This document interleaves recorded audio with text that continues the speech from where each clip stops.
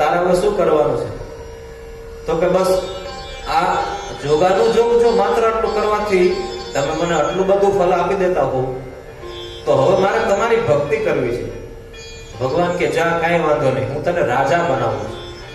પૃથ્વી ઉપર એમને રાજા બનાવવામાં આવે છે અને પોતાના નગરની અંદર પોતે છે એ એક વાત જાહેરાત કરી દે છે કે મારા નગરમાં જેમને રહેવું હોય એમણે દરરોજ શિવ મંદિરમાં દીપદાન કરવું જ પડશે. જો નહીં કરે તો હું એમને ફાંસીએ ચડાવી દઈશ, હું એમને મૃત્યુદંડ આપીશ. બીકથી પણ બધા છે ભગવાન શિવની ઉપાસના કરવા માંડ્યા. જ્યારે શિવની ઉપાસના આટલી બધી બધાની થઈ અને અંતે છે બધા ભગવાનના ધામની અંદર જાય છે. અને આ જે રાજા છે જ્યારે મૃત્યુ પામે છે ને ત્યારે ભગવાન શિવના ધામમાં જાય છે. ત્યારે ભગવાન ખૂબ એમનું આગતા સ્વાગતા કરીને એમની પાસે બોલાવે છે અને ભગવાન કહે છે કે હવે આજથી ને તું કુબેરના પદ ઉપર, આજથી ને તું કુબેર. એટલે જેમણે દીપદાન કર્યું આટલું બધું, તો એમના ઉપર ભગવાન એટલા પ્રસન્ન થયા કે એમને કુબેર બનાવી દીધા. અને કુબેરની પદવી ઉપર આજે છે ને, કુબેર છે એ ધનના દેવ છે ને, ધનના દેવ છે એ કુબેર છે. ઘરમાં લક્ષ્મીજીની પ્રાપ્તિ ન થતી હોય, ઘરમાં લક્ષ્મીજીના થોડા પ્રવાહ અટકી જતો હોય તો કુબેરની પૂજા કરવી જોઈએ. શંકર ભગવાનના દર્શન કરવા જાય ત્યારે આ ચારેયને યાદ કરીએ ને તો સીધા ભગવાન કહે ઓલા કુબેરને, ઇટ્સ માય ઓર્ડર, દેવું જ જોશે તારે, એટલે એ મળે છે. એટલા માટે થઈને કુબેરને યાદ કરવા જ જોઈએ જ્યારે પણ શિવ મંદિરમાં જાઓ. યાદ રહી ગયા ચારેય? બધાય થઈને ચારેય ગણાવી દેશો?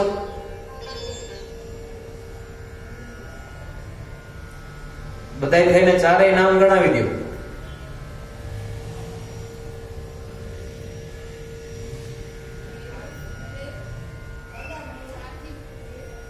ભૈરવ, કુબેર, ભૈરવ, કુબેર,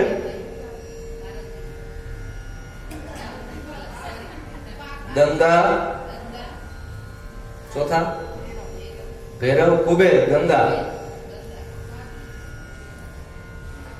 હે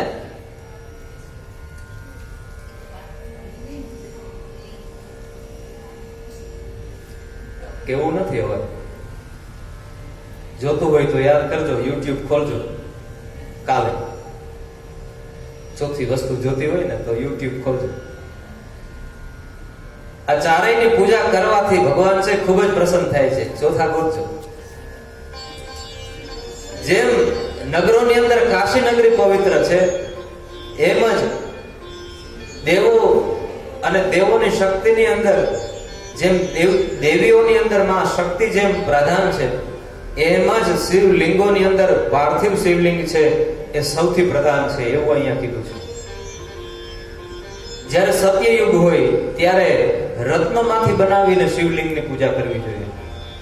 જ્યારે ત્રેતા યુગ આવે ત્યારે સોનાનું લિંગ બનાવીને પૂજવું જોઈએ. દ્વાપર યુગની અંદર પારાનું શિવલિંગ બનાવીને પૂજવું જોઈએ. અને આ કલિયુગની અંદર હંમેશાને માટે પૂજ્ય હોય તો માત્ર ને માત્ર છે એ પાર્થિવ શિવલિંગ છે. પાર્થિવ શિવલિંગનો મોટામાં મોટો ફાયદો એક એ લિંગ બનાવીએ છીએ આપણે, પૂજીએ છીએ આપણે, અને પાછું માટી ભેગી માટી મેળવી પણ દઈએ છીએ આપણે. આપણે પેલા એ લિંગ કોઈ પણ પૂજા હોય નહીં, આપણે જ પહેલી વખત પૂજીએ છીએ લિંગને. એટલા માટે થઈ અને પાર્થિવ લિંગનું બહુ મહત્વ છે.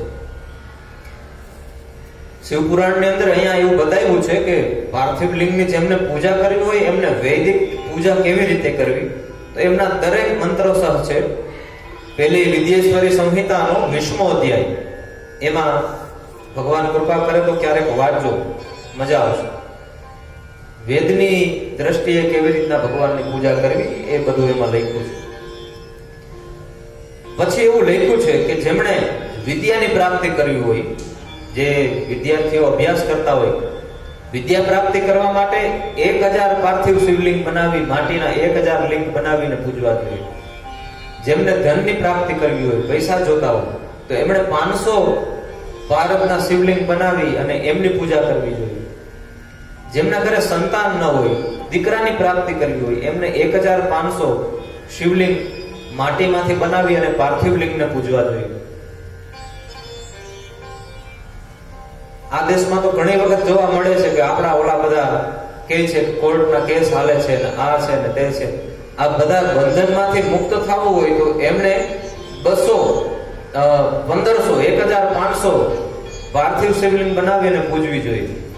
એ 1500 શિવલિંગ બનાવીને પૂજે તો એમાંથી ને બંધનમાંથી મુક્ત થઈ જાય છે. ઘરની અંદર ચોરીનો ભય હોય, જ્યાં વધારે ચોરી થતી હોય જે ઘરની અંદર, એમણે ઘરમાં 200 પાર્થિવ શિવલિંગ બનાવી અને પૂજવી જોઈએ. એ ઘરમાં ચોરી ના થાય. ડાકણ હોય, ભૂત હોય, પ્રેત હોય, આમની જ્યાં ભય વધારે હોય એમ થાય કે આ ઘરમાં વધારે ભય છે, એમણે ઘરમાં 500 માટીના પારદના શિવલિંગ બનાવીને પૂજવા જોઈએ. એમાંથી ને આ દરેક ભયમાંથી મુક્ત થઈ જવાય છે. જે દરિદ્ર હોય, ઘરની અંદર પૈસા ન હોય, એમણે 5000 પાર્થિવ શિવલિંગ બનાવીને પૂજે તો એમાં એમના ઘરની અંદર લક્ષ્મીજીનો વાસ થાય છે. જેમણે દરેક મનની કામનાઓ સિદ્ધ કરવી હોય, દરેક ઈચ્છાઓ પૂરી કરવી હોય, એમણે 10000 પાર્થિવ શિવલિંગ બનાવીને પૂજવી જોઈએ.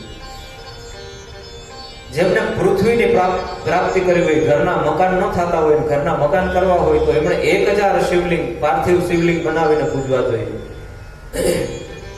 તીર્થયાત્રા કરવાની ઈચ્છા તો ખૂબ હોય પણ જઈ ન શકતા હોય તો એમણે 200 પાર્થિવ શિવલિંગ બનાવીને પૂજવી જોઈએ. તો એમને તીર્થમાં જવાનું ભગવાન છે એ કૃપા કરી જ દે છે.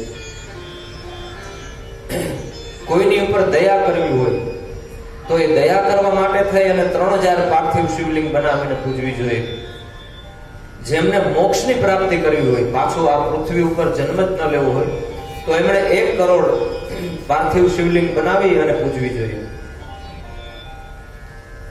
આમ કહી અને ઋષિઓએ કીધું છે કે હું તમને હવે ભસ્મનું ત્રિપુંડ કરવાની વિધિ કીધી, લિંગ કેમ પૂજવી એમની વિધિ કીધી. હવે હું તમને શિવ નૈવેદ્ય કેમ લેવું એમની વિધિ કહું છું, એ તમે સાંભળો. જે ભગવાનનો ભક્ત છે એમને હંમેશાને માટે થઈ અને શિવ નૈવેદ્ય જમવું જોઈએ. શિવ નૈવેદ્ય ખાવા માત્રથી દરેક પાપોમાંથી મુક્ત થઈ જવાય છે. જે માત્ર શિવ લિંગની બાજુમાં નૈવેદ્ય ધરેલું હોય એ નૈવેદ્યના પણ દર્શન કરી લે છે તો એ દરેક પાપોમાંથી મુક્ત થઈ જાય છે. આપણે હમણાં જે ઓલી બ્રાહ્મણની કથા સાંભળી કે જે છાનોમુનો શિવ મંદિરની અંદર ગળી ગયો અને જે ભોજન પડ્યું હતું ત્યાંથી લઈ અને ચોરી કરીને નીકળો. એ ભોજનની ચોરી કરેલું ભોજન ખાધું ને એ પેટમાં શિવનું નિર્માલ્ય, શિવનું નૈવેદ્ય ગયું ને એટલા માત્રથી ભગવાન એમને કુબેરનું પદ દેવાનું નક્કી કરી લીધું હતું. એવું અહીંયા શિવ મહાપુરાણની અંદર લખેલું છે. ભગવાન ખૂબ જ દયાળુ છે. જે પોતાના ઈષ્ટની, આપણા જે આરાધ્ય દેવ હોય, આપણને જે દેવ દેવતા ઉપર વધારે શ્રદ્ધા હોય ને આપણા ઈષ્ટ દેવ કહેવાય. જેમને પોતાના ઈષ્ટની સિદ્ધિ જોતી હોય, એમના ઈષ્ટ એમને સિદ્ધ થઈ જાય એવી જેમની ઈચ્છા હોય એમને તો ખાસ કરીને ભગવાન શિવજીનું નૈવેદ્ય જમવું જોઈએ. શિવના નૈવેદ્યના દર્શન કરવા જોઈએ. જ્યાં ચંડનો ભાગ હોય ત્યાં ધરેલું હોય એ ન જમાય. જે શિવલિંગ હોય, હવે આપણે સીધું શિવલિંગને જઈ અને કંઈ પણ નૈવેદ્ય અડાડી દીધું તો ઈ પછી ન ખાઈ શકાય. પણ આપણે ત્યાં આગળ પાટલા ઉપર કાંઈ પણ ધરાવીએ તો એ ભાવથી ને શિવ નૈવેદ્ય જમી શકાય છે. એમાં કાંઈ પણ બાદ નથી. કદાચ શિવલિંગની ઉપર ચડાવી દીધું હોય, ઘણી જગ્યાએ આપણે ભારત દેશમાં ને જોતા હોય કે ત્યાં કેટલા એ મોટા મોટા ઓલા ધાનના ઓલા ભરેલા હોય, મોટી મોટી થેલીઓ, એ લઈ આવીને એમનાથી પૂજા થાય ભગવાન શિવજી ઉપર. તો એ આટલું ધાન્ય તો શિવલિંગ ઉપર ચડી ગયું તો પછી થોડું એ જવા દેવાય. પણ અહીંયા રસ્તો એ બતાવ્યો છે કે એ જે કઈ શિવજીને પૂજા અર્પિત થઈ ગઈ છે, લિંગમાં જે કઈ ચડી ગયું છે, એ દરેકે દરેક વસ્તુને જ્યાં શાલિગ્રામ હોય એ શાલિગ્રામને સ્પર્શ કરાવી દેવાનો. પછી છે તમે એ ભોજનની અંદર એમને સ્વીકાર કરી શકો છો. ક્યારેય પણ શાલિગ્રામજીને સ્પર્શ થઈ ગયા પછી એ અશુદ્ધ રહેતું નથી. કદાચ શિવલિંગની ઉપર ચડેલી વસ્તુ હોય તો પણ એ ભોજન એમનું કરી શકાય છે, એવું કીધું છે. આગળ કીધું કે હું તમને હવે બિલીપત્રનું મહત્વ કહું છું, એમનું તમે થોડું સાંભળો. જેમણે પાર્થિવ લિંગ બનાવી છે એમણે બિલીપત્રથી ને એ પાર્થિવ લિંગની પૂજા કરવી જોઈએ. 11 બિલીના પત્ર છે ચડાવવા જોઈએ, પણ બિલીના પત્ર ચડાવવાનો અધિકારી કોણ છે એ પેલા આપણને ખબર હોવી જોઈએ. જેના ઘરમાં બિલીના વૃક્ષનું સિંચન થતું હોય, જે બિલીના વૃક્ષની માવજત કરતા હોય, કેર કરતા હોય, એમને જ શિવલિંગ ઉપર બિલીપત્ર ચડાવવાનો અધિકાર છે, બાકીનાઓને કોઈને નથી. જ્યાં હું જોઉં છું, આપણે બધાય તમે બધા જોશો, હમણાં શ્રાવણ મહિનો જાય પછી બિલીપત્રના વૃક્ષોની હાલત જોજો કેવી થઈ ગઈ હોય. ડાળખા તોડી નાખ્યા હોય ને એ કઈ શિવ પૂજા, એમાંથી કઈ ભગવાન રાજી ન થાય. બિલ્વનું વૃક્ષ છે ને એ માં લક્ષ્મીજીના કૌસ્તુભ સ્તનમાંથી ને છે એ ઉત્પન્ન થયેલું છે.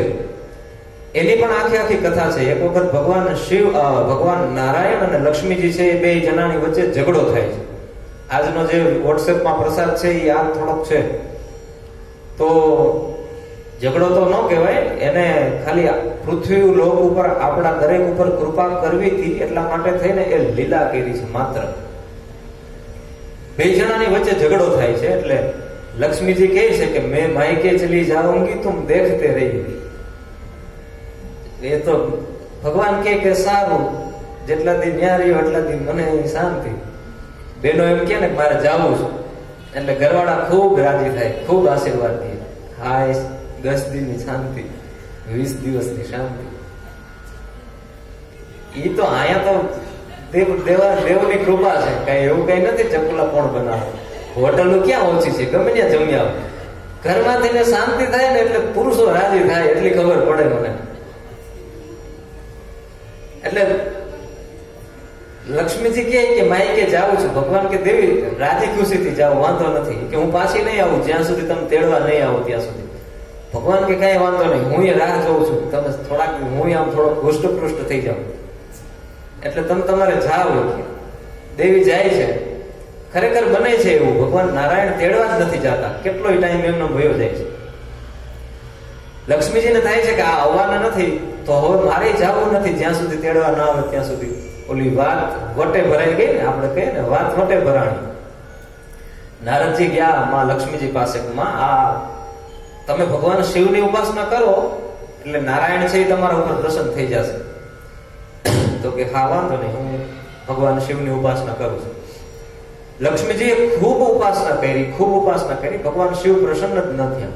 ત્યારે માતાજીએ પોતાનો છે શરીરનો અંગ કાપી અને માતાજીએ છે એ ભગવાન શિવને અર્પણ કરી દીધું. ત્યારે ભગવાન છે એ પ્રસન્ન થઈ અને ત્યાં પ્રગટ થઈ જાય છે અને કહે છે કે દેવી તમે તો આ ખૂબ મારી તપશ્ચર્યા કરી, હું તો માત્ર પરીક્ષા કરતો હતો, પણ હવે જે જોઈએ એ માંગો, શું જોઈએ છે?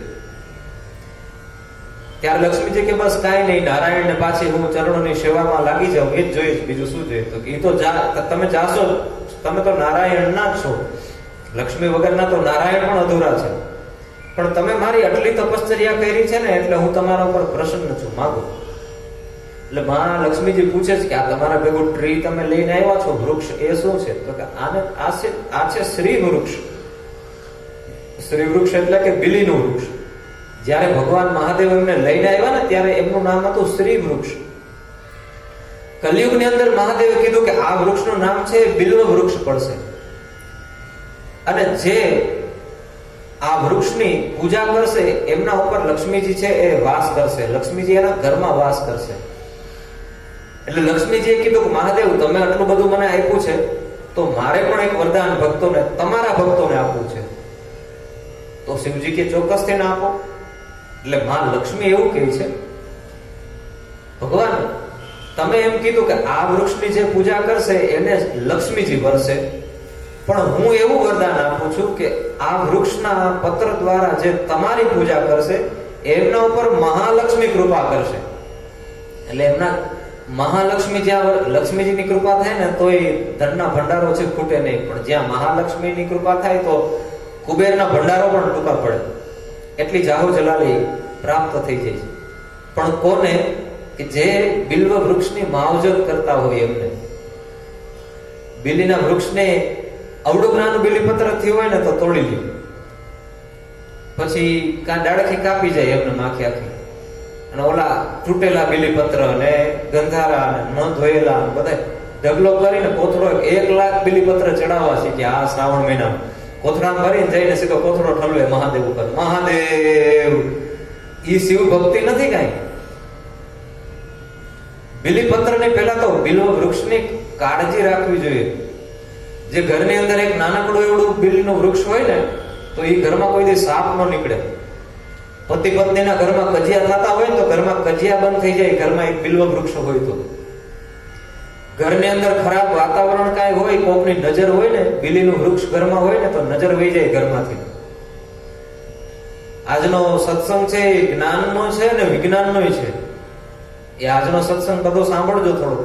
પેટની જેમને બીમારી હોય, કબજિયાતની બીમારી હોય, વિટામિન સી જેમના શરીરમાં ઘટતું હોય, ઇમ્યુન સિસ્ટમ જેમની સારી ન હોય, એ બધાએ બિલીના વૃક્ષનું, બિલીના ફળનું, બિલીના પાનનું સેવન કરવું જોઈએ.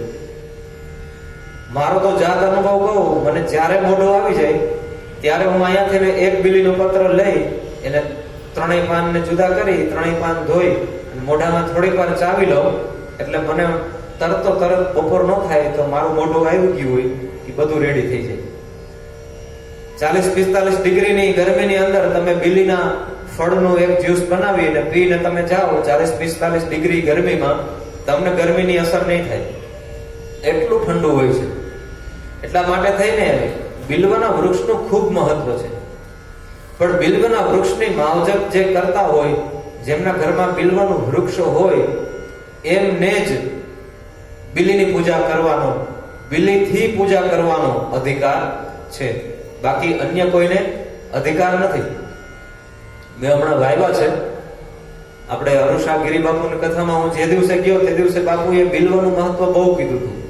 બાપુએ કીધું કે 1 લાખ વૃક્ષોનું એ પોતાના ગામની અંદર છે એ વન બનાવે છે, આખું બિલ્વ વૃક્ષનું વન બનાવે છે. તો તે દિવસે મને કુદરતી એવું થયું કે મારે પણ થોડાક બિલ્વ વૃક્ષ હજી વાવવા છે આપણા અહીંયા. તો મેં હમણાં બધા વાવી અને થોડાક ગ્રો કર્યા છે. હજી નાના છે, પણ જે મોટા થઈ જશે પછી કોઈને ઘરે વાવવા હોય તો હું દઈશ. પણ શરત એ મુરઝાવું ન જોઈએ. પછી એમ થાય કે હવે મહારાજ તો ભલે મહેનત કરી રાખે, આપણે પાછું મુરઝાઈ જશે બીજું લઈ આવશું. એમ નહીં, લઈ જાવ તો વાવો ને લાગી જશે ને ઘરમાં તો સમજી લેવું તમારો બેડો પાર, તો લક્ષ્મીજીની કૃપા બઈને રાખશે. બાકી જો મુરઝાઈ જશે, સુકાઈ જશે તો સમજવાનું હજી આપણા કઈક પુણ્ય ઘટે છે. પુણ્ય ઘટતા હશે તો એ ઉછળશે નહીં, અને જો ઉછળી જાય તો સમજવાનું કે મા લક્ષ્મીની કૃપા હવે વરસવાની છે.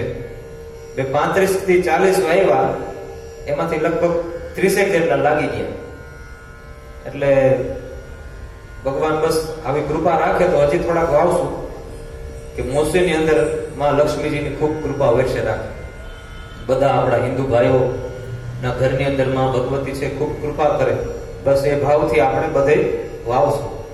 ને હમણાં ભગવાનની કૃપા થશે ને તો રુદ્રાક્ષનું ઝાડવું મોસીમાં આવી જશે, અને ચંદનનું ઝાડવું મોસીમાં આવી જશે, જે બહુ અઘરા છે. પણ ભગવાનની કૃપા થશે તો આ શ્રાવણ મહિના દરમિયાન જ કદાચ આવી જશે. તો આ બધા ભગવાનના જ કંઈક એમની જ ઈચ્છા હશે કે આ બધા આવે અહીંયા ઝાડવાઓ. આ બધા દેવી ઝાડવા છે, બધા દેવ છે. પીપળો છે એ દેવ છે. આપણા ઋષિ મુનિઓએ કહી દીધું કે પીપળાની પૂજા કરવી, એમાં પિતૃનો વાસ હોય. આપણને પિતૃનો વાસ છે ને એમ માનીને પૂજા કરીએ તો બહુ સારું. આ આખું વાતાવરણને શુદ્ધ કરવાનું કામ પીપળો કરે છે.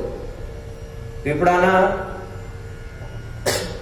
ઝાડને એ ઓક્સિજન લે છે અને પાછું ઓક્સિજન જ આપે છે. એનો ખોરાક ઓક્સિજન છે, પાછું બારાય ઓક્સિજન જ મૂકે છે. તુલસી પત્ર છે એ પણ એવું જ છે. આંબો છે એનું પણ એટલું બધું મહત્વ છે. આજે આપણા શાસ્ત્રોની અંદર ઋષિમુનિએ અમુક ઝાડવાઓ કીધા છે, એનું બહુ મહત્વ છે. એક ગામમાં એક પીપળો હોય ને તો 5000 માણસોને પૂરું ઓક્સિજન મળી શકે, એક પીપળો હોય તો.